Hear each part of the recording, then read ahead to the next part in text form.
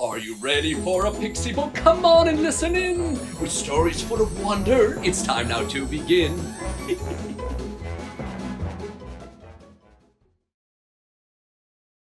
Hello there, everyone. Are you ready for a story? Wonderful. Oh, storybook, let's go. Today's story is called How Arthur Was Made King and Won His Kingdom. Once upon a time, there was a very old king who passed away without naming an heir to take over the throne. This meant that the kingdom didn't have a leader to guide the people and keep things running smoothly. There was constant fighting and war over who should be in charge because everyone wanted to be king. There was, however, one person who was respected by all, no matter how much they fought amongst themselves. Merlin, the wise wizard, was older than anyone could remember, with a white beard down to his knees and eyes that shone mysteriously. People had been complaining to him that a king must be chosen and peace restored. One morning, something strange appeared in the town square. It was a great big stone with the sword stuck in it. The bejeweled hilt of the sword shimmered in the sun. Most of the blade was deep in the stone, but what could be seen of it had these words etched on it: "Whoever pulleth this sword out of this stone is the rightful king." The news spread quickly around the kingdom. "Finally," the people said, "we will have a king and all this fighting can stop." Many people believed themselves to be worthy of ruling the kingdom and wanted to try pulling the sword from the stone. First, a hulking knight in shining armor strutted into the town square. His arm muscles were as big as tree trunks.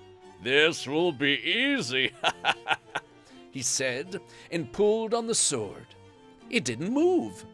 Embarrassed, he tried again with both hands, yanking until sweat dripped from his face, but still the sword didn't budge.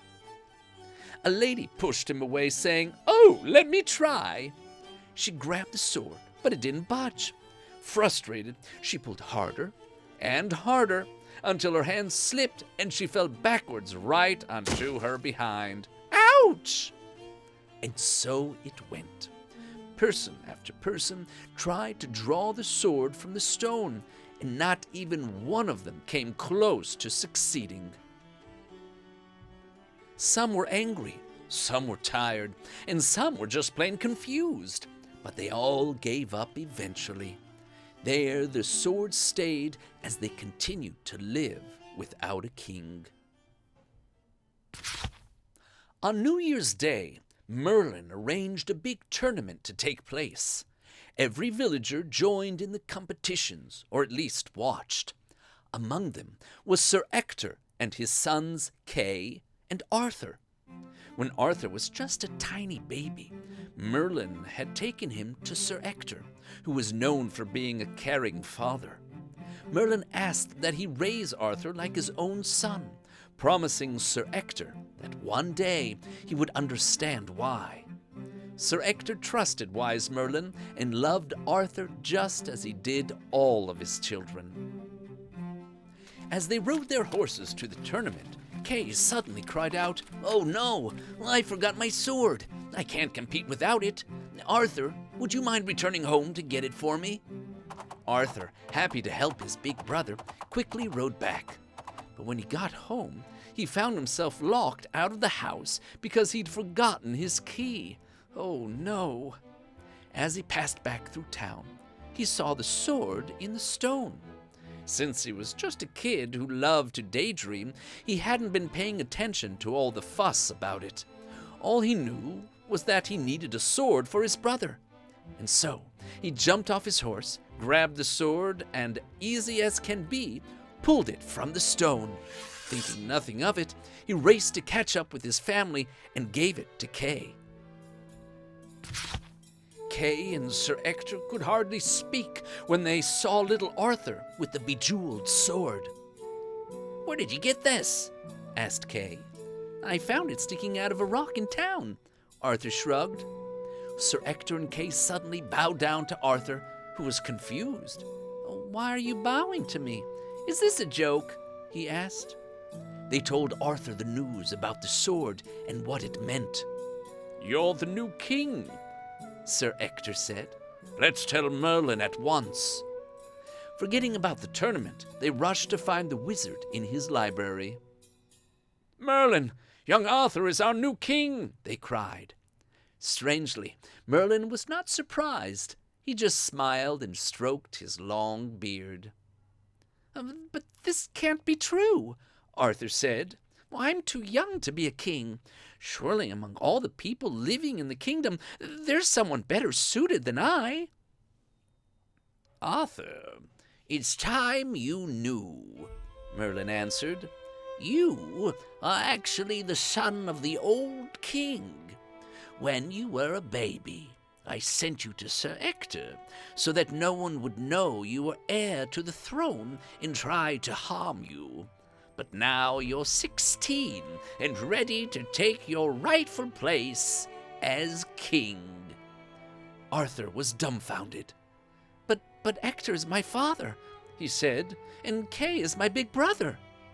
Sir Ector said, You will always be my son, and Kay will always be your brother. That will never change. But what Merlin says is true. You are related to the late king. The sword in the stone proves it. When the announcement was made that this ordinary boy was to be king, there was a gigantic uproar. We don't believe this young boy is meant to be king. It's just a trick, they cried. We demand proof. Ah, as you wish, Merlin said. Arthur put the sword back into the stone and then pulled it out again easily. However, the people were not convinced and wanted to try again themselves. The same people as last time came forward. Sweating and grunting, they pulled at the sword, but it stuck fast in the stone. When they fell down exhausted, Merlin declared, Now you can see that Arthur is the rightful king. Arthur approached the stone and again easily removed the sword. A cheer broke out among the crowd. All hail King Arthur! All hail King Arthur! However, there were those who didn't think this could be so. He isn't a mighty fighter like I am, one said. Look how little he is.